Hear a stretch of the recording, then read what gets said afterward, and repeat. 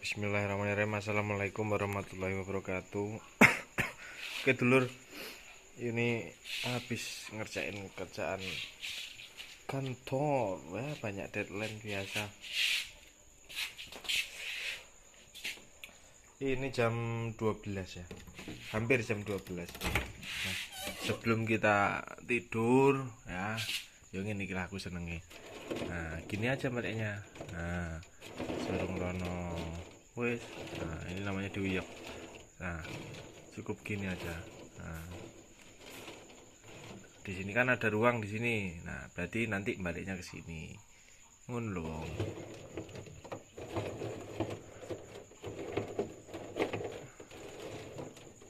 Ngene aja murah-murahan, ora usah juta-jutaan. Sementing lah yo hasilnya apa? Menetaskan enduk. Menetaskan enduk jadi apa? Jadi pitik. Nah, baru jadi pitik jadi apa? Jadi duit. Iya, pingin gue. Alah, mumet dia semua. Ayo, pingin ra. Jelas ingin. Hah? Nah, kalau yang ini tinggal nunggu meleteknya aja. Jadi ndak perlu kita bolak-balik. 18 hari ndak perlu dibalik. Jadi 18 hari tak turunin ke sini, yang atas nanti dimasukin telur yang baru. Nah, oke. HP anyar iki, Wong. HP anyar ini perdana bikin video. Ternyata cerah ya. HP ku sudah ndak kuat itu. Berapa tahun sudah? 5 tahun. Kalau tak buat bikin video panas kayak kobong. Itulah sama halnya ya dengan berkembangnya zaman, perlu di-upgrade. Terus ya sama halnya kayak kita, pola pikir kita juga harus di-upgrade, pola pikir kita harus modern. Kalau hanya mengandalkan kayak dulu, aku gini nih, mohon maaf ini bukannya menggurui, tapi saya mempelajari, saya banyak ketemu orang bahwa kalau kita masih primitif dengan yang penting aku cukup kerja untuk aku makan hari ini, ya gitu-gitu aja hidupnya. Tapi kalau motonya dalam bekerja, aku kerja, aku usaha, aku punya cita-cita. Nah, tadi lebih giat lagi dalam bekerja. Pesan Anda untuk anak muda, jangan malah kayak gini kamu bicara, wah sekarang lapangan kerja susah. Sekarang apa jenenge? Pokoknya cari kerja susah. Kalau Anda pinter, tidak perlu gini, maksud saya bukan kok kamu tidak wajib sekolah, bukan. Lulusan SMA, banyak orang yang lulusan SMA bisa sukses. Contoh simpel, mantan Menteri Perikanan dan Kelautan, Bu Susi Pujiastuti, itu kalau ndak salah dulu cuma lulusan SMP. SMA-nya paket kalau nggak salah. Zamannya dia jadi menteri. Tuh, dia ya nggak usah diragukan lagi, omsetnya bagaimana, income-nya bagaimana. Terus banyak kok bos-bos yang istilahnya almarhum Bob Sudino. Terus bos KFC, kamu lihat-lihatlah dulu backgroundnya gimana. Dan ingat, intinya di video ini agak panjang dikit, tapi hanya pesan-pesan dan penyemangat untuk dulur-dulur semua, karena requestan dari saya baru update status di Facebook. Karena banyak deadline, saya bingung mau bikin video apa, lupa kadang, udah mikir lagi kerja gitu, mikir aku buat ini, pulang udah kecapean, udah lali. Jadi hal-hal kayak gitu bisa kita jadikan tolak ukur. Gini lur, saya merasakan saya kerja punya gaji pokok, memang gajinya stabil, beda dengan orang pelaku usaha. Income-nya tidak stabil, kadang naik kadang turun. Tetapi kalau kita pintar mengelola, income-nya bisa lebih besar daripada kayak saya yang kerjanya notabene orang terikat dinas lah istilahnya. Nah, bagi anda apakah harus keluar dari pekerjaan pokok Anda? Enggak, karena kemarin waktu live ada yang nanya, Mas saya pengen resign dari kerja saya ngomong jangan buru-buru dulu, pahami dulu pergerakan pasar ayam dan sebagainya, tidak harus tentang ayam. Kalau saya sistemnya, justru kalau sudah punya pekerjaan pokok, bangunlah usaha sampinganmu. Untuk apa? Gini, walaupun saya belum berkeluarga lama, tapi saya mempunyai cerita gini nih. Gaji kantor saya itu kalau bisa utuh. kebutuhan pakan, kebutuhan pakan kok kebutuhan sehari-hari bagi keluarga kita kalau bisa itu dari usaha lain. Intinya pesan saya tetap satu, harus di jalur halal. Kenapa Mas harus di jalur halal? Itu nanti berentet lur, nggak kena di kamu, kena di anakmu, nggak kena di anakmu, di cucumu. Jadi yang halal itu indah. Wah, kan Pak Ustadz ceramah bengi-bengi. Ini malam bener ini ya, dengeran nih, nggak ada yang tadarus karena bener-bener sudah mulai mau jam 12 ya. Terus pergerakan prediksi saya awal kenapa? Waktu itu saya update status di Facebook bahwa insya Allah puasa dan lebaran tahun ini peternak bahagia. Alah, ada yang jawab, mungkin ada dari tahun ke tahun seperti itu, tapi beda lur, tahun ini beda. Kenapa saya memprediksi seperti itu? Di bulan 12 akhir dan awal tahun kemarin banyak peternak pemula atau bahkan peternak yang terpukul. Kenapa terpukulnya Mas? Harga ayam hancur, pakan naik. Waktu itu memang dibarengi dengan musim aratan. Jadi banyak ayam yang sakit. Harga pakan naik, harga ayam turun drastis. Itu sebenarnya permainan para broker, permainan para agen.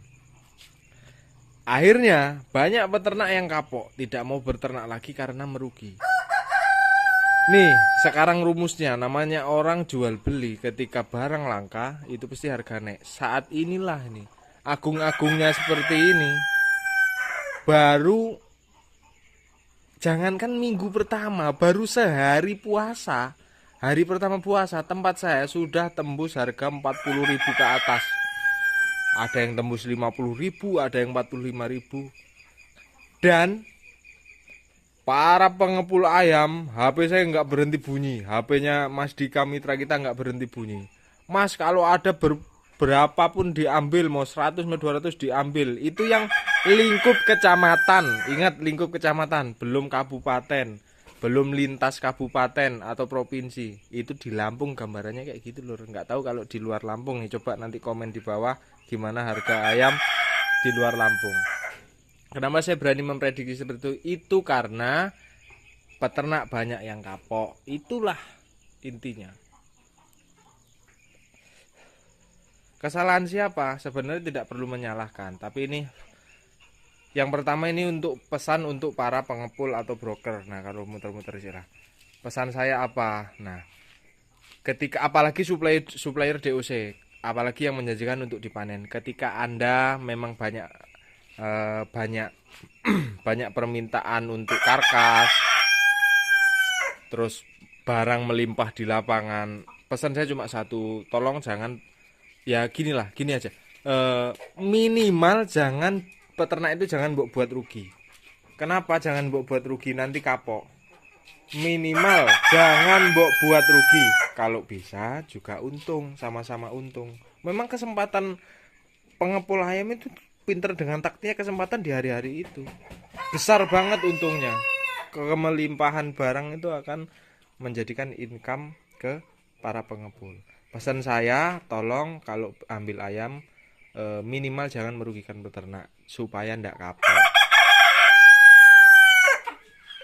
Hasilnya ya saat inilah mulai langka karena peternak banyak yang kapok. Sekarang peternak akhirnya mau mandiri DOC. Sekarang gini, bukan kok saya mengecilkan kekuatan partai besar karkas itu. Kalau kebutuhan per minggu bisa mencapai 300 ekor segala macam. Memang masih tergantung, bukan kok kita anti PT ya. Menetaskan ayam skala besar itu memang ya lumayan rumit. Gini loh, jangan kamu berpikir yang sudah mulai main induk nih ya. Sepengalamanku ya. Kalau saya suruh memilih, Mas, kamu milih ngerawat induk apa ngerawat pembesaran? Saya lebih memilih merawat pembesaran. Kenapa sampean bicara kayak gitu? Kita merawat induk itu siklusnya tahunan, bisa 3 tahun sampai 4 tahun. Kalau saya 3 tahun lah kita ngomong. Kita itu targetnya bukan hanya produksi, target ngerawat ayam ini supaya tetap hidup selama bertahun-tahun itu. Targetnya bukan hanya produksi. Kita bandingkan dengan pembesaran, siklusnya paling lama 2,5 bulan. Yang penting kita buat ayam itu sehat, tidak sakit, nafsu makan bagus, pertumbuhan bagus, selesai. Ayam itu berangkat. Kalau saya suruh milih itu, Apalagi dengan kayak gini sudah mulai ini banyak yang pengen teken kontrak sama saya, banyak yang ini segala macam. Cuma ya kayak mana? Ketersediaan DOC pedaging saya ini, terus banyak juga peternak yang kapok karena trauma dengan pergerakan kemarin. Itu efek berantai dari kesalahan anda semua para pengepul. Jadi pesan saya ke depan, walaupun toh barang itu melimpah luas, melimpah bebas, ya kasih harga yang standar, minimal tidak merugikan peternak supaya peternak tetap bisa jalan, tidak kapok. Ya namanya orang usaha kan nggak ada yang minta rugi toh lur.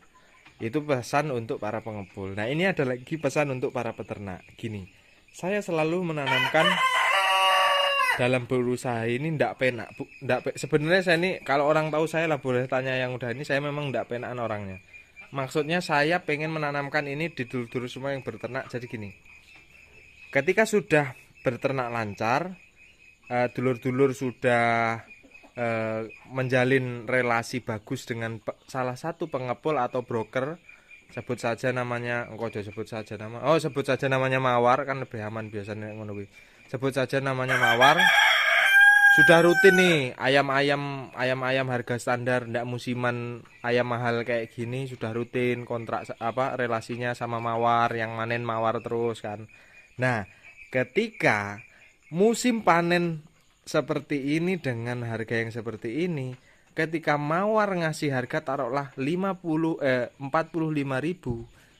Mawar ngambilnya 45.000, terus kamu diinin ada pengepul lain, sebut saja si Joni ngasih harga 47.000.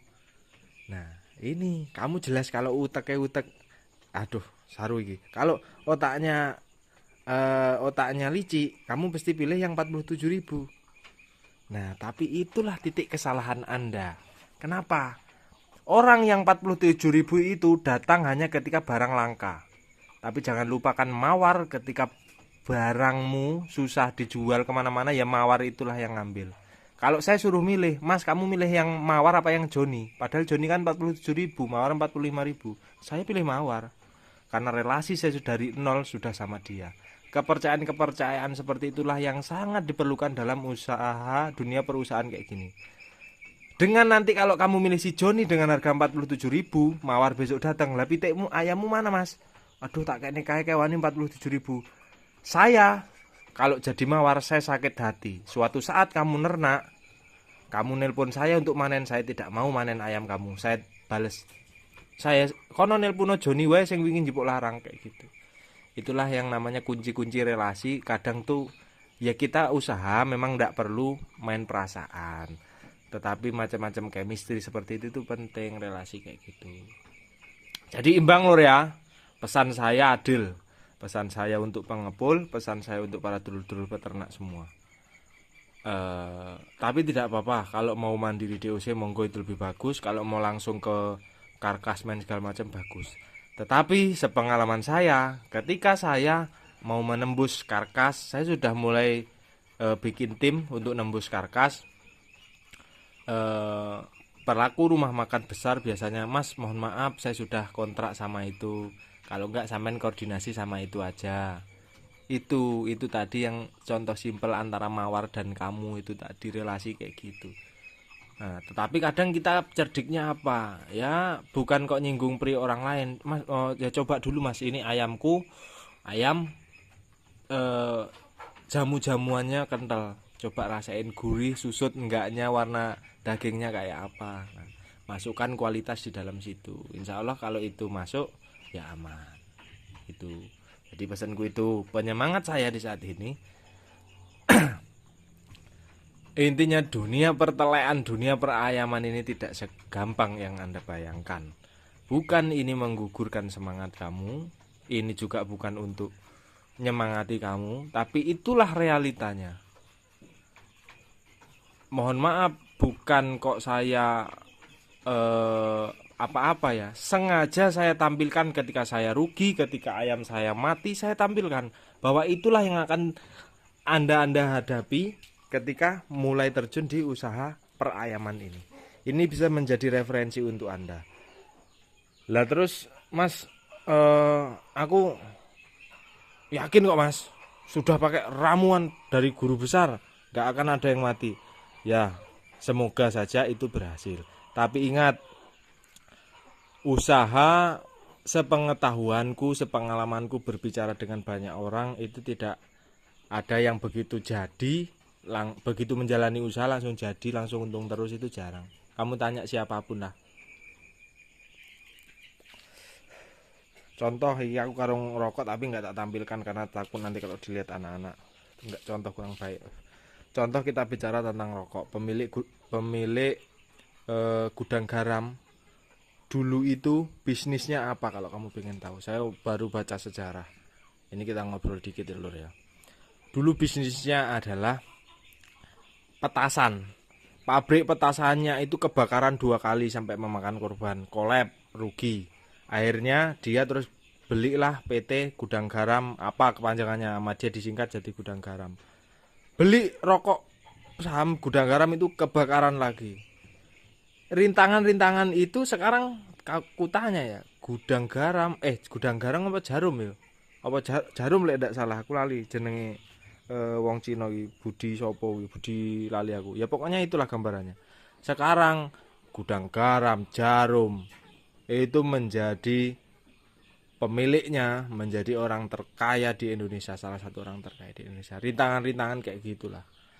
Gambaran saya mencontohkan dulu kandangku ndak ada yang bajaringan kayak gini, pakai kayu gelam yang bekas kandang kambing, peot-peot dan sebagainya. Dimulai dari beberapa ekor ayam, awal belajar pertama itu pembesaran, ternyata itu dulu bukan ayam joper tapi ayam black joper. Aku juga yo diapusi karo wong. Terus menemukan trouble, katanya pakan alternatif nih, bagas pakan alternatif. Dikasih aduan dia pakan alternatif menggunakan biskuit atau roti bekas. Ayamku bebelen, nggak bisa ini cacingan. Wah, banyak ketemu trouble. Ilmu yang saya, bukan ilmu, pengalaman yang saya sampaikan lewat channel YouTube ini kadang ada yang terjadi, kadang ya ada yang enggak. Contoh simpel gini, saya dulu berguru sama satu orang, dia ngajarin saya. Tetapi ajaran dia ini tidak semuanya terjadi dan tidak semuanya terrealisasi atau nyata yang saya hadapi. Kadang ketemu sendiri trouble. Kadang sama dia obatnya itu mas, tapi saya dengan duduk di kandang ngamati, ini ayam maunya gimana. Oh ayamnya kademen, tak gawe ini diang, ayamnya pingin jamu. Akhirnya ketemulah ramuan jamu, ramuan ini. Itu sebenarnya tuh dulur-dulur, kamu nanti kalau sudah mulai terjun ke sini, kamu akan menemukan caramu tersendiri. Di samping itu memodifikasi cara orang lain. Makanya saya ngomong sama Anda, tidak harus menjiplak-plak apa yang saya praktekkan. Silahkan ATM, amati, tiru, modifikasi. Jadi itu intinya, para peternak semua harus tetap semangat. Tidak perlu senggol sana senggol sini, dan tidak perlu menjatuhkan sana menjatuhkan sini. Ini intinya tetap pitik, ya nelek, ya ngendok. Wis, nggak usah. Aku ternyata di Facebook ini keras dong ya. Waduh, astagfirullahaladzim, ngeri. Intinya ini hanyalah tetap pitik, ya kadang nelek, ya lek nelek pasti kadang ngendok, kadang ya libur, lek kon ngendok terus sugih. Ayam petelur aja nggak ada yang 100% produksi populasinya per hari, nggak ada. Itulah intinya. Jadi Mas milih induk bagaimana, itu stylemu, itu seleramu. Tapi bagi saya, ingat, hasilnya ayam ini 2, telur, daging. Tapi yang lebih familiar adalah daging. Daging ini, ya kalau kita langsung bisa nembus karkas. Oke, kalau bisa nembus karkas, mbok fenotip ayam blontang, ayam welek, tetap laku. Karena kita jualnya sudah berbentuk karkas, bulu nggak ikut. Tetapi, kalau belum kita bisa nembus ke situ, masih main ke broker, masih main ke ini, aduh, selesai kamu dipermainkan. Bukan dipermainkan apa? Ayammu dihina untuk menjatuhkan harga. Makanya kenapa kok permut itu yang ningkring kayak ireng kabeh. Dulu sudah pernah buat 3 tahun yang lalu, sudah pernah tak buatkan. Ada induk warna putih, merah bata segala macem. Lanang laki-lakinya itu, jantannya itu wong. Sama tenggulak. Lah mas iki ayam apa, ayam kate buntutan jentit jagrake dhuwur. Akhirnya ndak laku. Laku tapi dihargai dengan harga murah. Akhirnya saya banting setir, oh saya harus masukkan fenotip yang gelap. Begitu gelap aman, DOC tak silang bangkok, hitam semua, pertumbuhannya bagus, aman, selesai. Oke, permintaanmu ini intinya learning pointnya di sini adalah pesan-pesan untuk para pengepul dan para peternak dan sedikit penyemangat. Entah mau anggap penyemangat atau menjatuhkan kamu terserah, tapi ya inilah saya apa adanya. Ke depan ada yang komen di status saya mau minta pengalaman dari nolnya, ya insya Allah lah. Kalau minggu besok saya ndak ada kerjaan, saya mau buatin video cerita awal saya berternak, dari dulu pakai apa, dulu nyilangin ayam gimana dan segala macam. Insya Allah nanti saya buatkan kalau ada waktu lor ya. Ini juga ada waktunya bengi-bengi kalau ingin ya. Insya Allah lah aku tetap masih bersilaturahmi dengan kamu. Dan kalau saya tidak sempat balas komen, ingat pantauin aja Instagramku Peternak Muda 1.1 sama Facebooknya kok ini penuh pertemanan peternak muda Facebook juga, atau di grup Telegram juga bisa dipantau. Nanti saya umumkan di situ kapan kita live-nya, kapan kita jamnya jam berapa, supaya ini bentuk pertanggungjawaban saya ketika yang komen-komen di video ini tidak kebales. Karena mohon dimaklumi karena aku cuma sendirian ini. Walaupun sudah punya istri tapi kan ya bojoku basicnya itu guru SD wong. Nah saya juga minta doanya supaya alhamdulillah sudah ngandung sekarang, supaya Agoy Junior nanti bisa lahir dengan selamat sehat. Mohon doanya, kita saling mendoakan lah. Jadi nanti pertanyaan-pertanyaan yang nggak jawab silahkan waktu live ditanya supaya langsung bisa kejawab. Dan saya tegaskan di sini kalau yang kemarin saran-saran waktu di live ada yang cocok, alhamdulillah. Kalau yang tidak cocok ya saya mohon maaf. Silahkan nanti yang cocok komen lah di ini, yang nggak cocok juga ya komen aja terserah. Wis apa enake wae saiki iki urip. Oke. Saya Heri, assalamualaikum warahmatullahi wabarakatuh. Selamat malam istimewir kiwir wayah istirahat berkuis sahur. Selamat menunaikan ibadah puasa.